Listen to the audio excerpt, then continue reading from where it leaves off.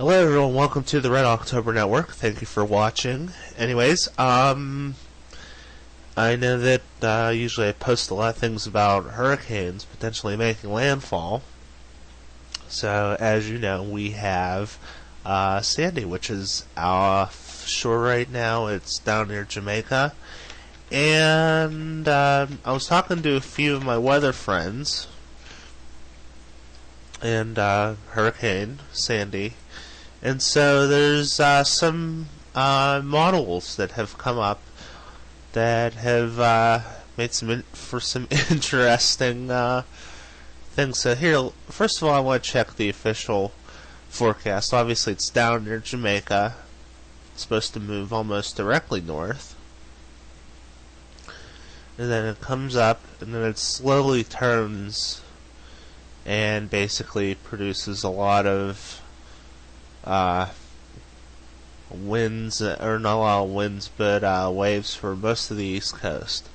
However, there is a thing that I wanted to show you that has popped up. This is a model. This is the Penn State model electronic map wall here at Penn State. So I want to show you a little thing that came up, which this was kind of interesting. I want you to keep an eye on Sandy down here. It'll show up.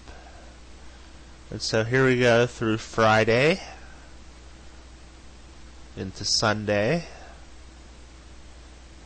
night, and you'll see that Sandy gets out here.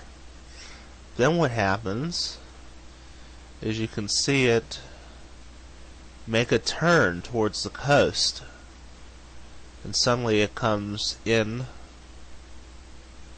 Et voila! Look at that. Now that means it makes a landfall up in Maine, pretty much by GFS's standards, Tuesday evening. So I'm going to roll it back a little. Now I want you to watch this. Here's a trough. This is a mid-latitude cyclone, aka a frontal system. So you can see that it kind of goes here. You can see down here, this is a precipitation. This is Sandy, obviously. I want you to watch what happens. It merges with Sandy, and so it gets sucked up, and you can see it just pulls in a lot of precipitation and becomes one big system. Now I know the Weather Channel has been saying that they're going to name these storms, but what exactly are you going to name this storm?